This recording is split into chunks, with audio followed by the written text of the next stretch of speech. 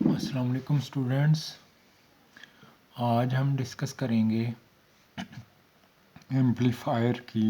हमारे पास दो तरह से हम एम्पलीफायर को यूज़ कर सकते हैं। ऑपरेशनल एम्पलीफायर हमने पढ़ा था और ऑपरेशनल एम्पलीफायर में सर्किट डायग्राम भी हमने शो की थी। अब हमारे पास उसमें दो टर्मिनल थे, एक था हमारे पास इन्वर्टिंग और दूसरा था नॉन इन्वर्टिंग।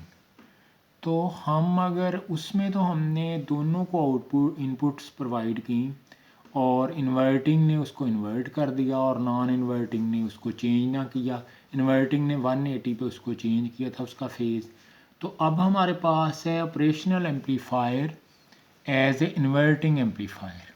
तो इसमें हमारे पास जो है वो सर्किट डायग्राम आपके सामने है। जो हमारे पास रजिस्टेंस R1 है, इसमें करंट I1 होगा। जो हमारे पास जो है वो सोर्स है, अल्टरनेटिंग सोर्स, और इसमें हमारे पास इसको हमने ग्राउंड किया है। ये इसका जो है वो पॉजिटिव है नॉन इन्वर्टिंग और जो इन्वर्टिंग है।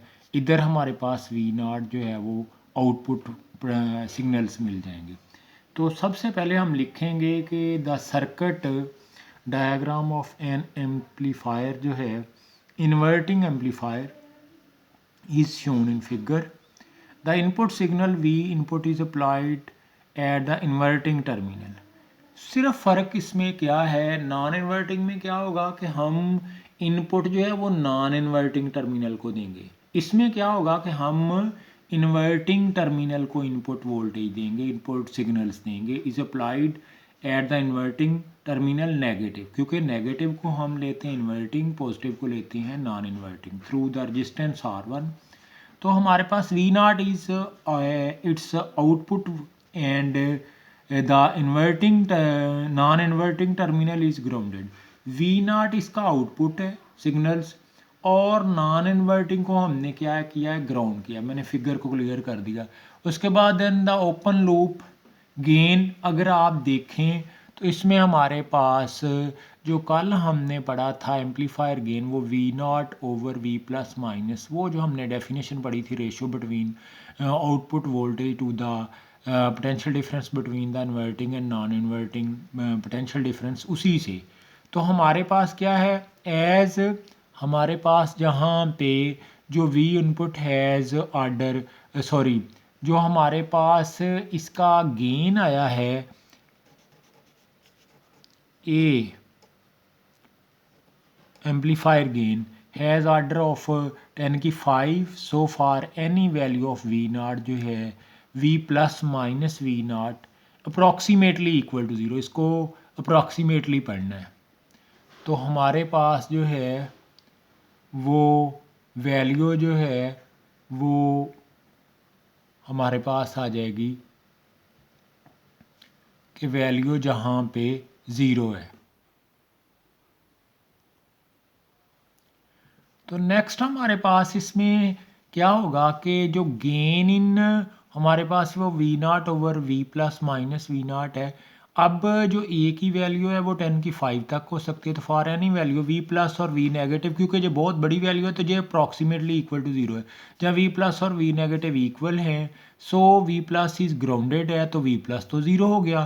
तो करंट थ्रू R1 वो आप लगाएंगे बेसिकली जहाँ पे हमने ओहम लॉ लगाया है कि I1 equal to V input minus V0 over R1। V0 जो है V0 हमारे पास वो क्या है, 0। V नेगेटिव हमारे पास क्या है, 0। तो वो हमने 0 वैल्यू पुट की तो V इनपुट ओवर R1 आ गया। इसी तरह I2 जो है R2 में से जो फ्लो करेगा वो ओहम लॉ हमारे पास होता है V ओवर R। तो जहाँ पे आ जाएगा V negative minus V0 over R2, तो V नेगेटिव हमारे पास जो है वो 0 है, तो V0 ओवर R2। जब हम कहते हैं कि इसके, कल भी हमने डिस्कस किया था कि इसके जो होते हैं इन्वर्टिंग और नॉन इन्वर्टिंग टर्मिनल्स, उनके दरमियान जो है कोई भी करंट फ्लो नहीं करता। तो इट्स मीनिंग कि हमारे पास जो वैल्यू है वो क्रिस्चफ रूल से, करंट रूल से I1 और I2 की वैल्यू इक्वल है। हमने इक्वल वैल्यू रखी तो मैंने इधर सिंप्लीफिकेशन कम किया, क्योंकि अक्सर स्टूडेंट जो समझते हैं कि जी हमने रेशो बनाई V0 ओवर V इनपुट, तो जी उधर चला जाएगा, सिंपली है R2 ओवर R1। तो as V0 output signal over input signal is called gain of inverting amplifier G।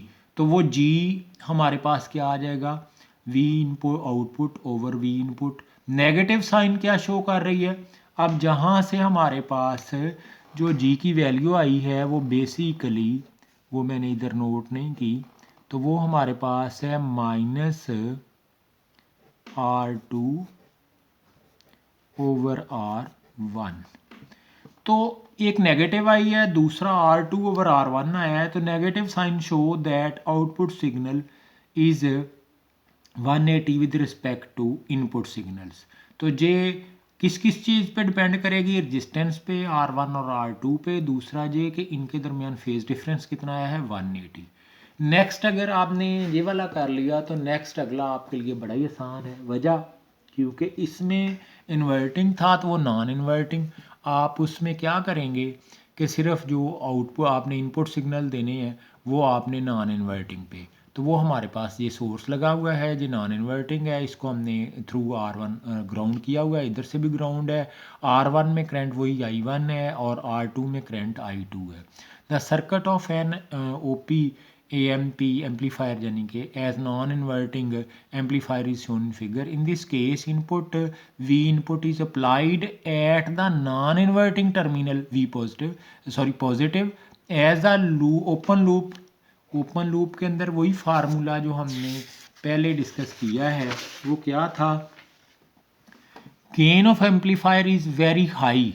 तो so inverting negative and non inverting inputs are at the same potential हैं, तो वो हमारे पास V negative V plus equal to V input that is I1 equal to वही बिल्कुल zero minus हमारे पास जो है वो -V0 ओवर R1। तो V इनपुट के इक्वल है, तो हम V इनपुट के इक्वल है तो वो हम पुट कर देंगे। उसके बाद I2 भी V negative -V0 over R2, तो V नेगेटिव V इनपुट के बराबर है -V0 over R2। By Kirchhoff current rule I1 और I2 इक्वल हैं, वही हमने दोबारा रखा, तो V0 over V input equal to 1 plus R2 over R1।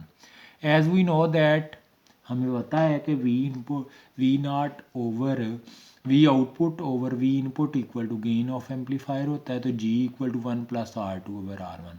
दो चीज़ें इधर से उसमें से फ़र्क आ गया।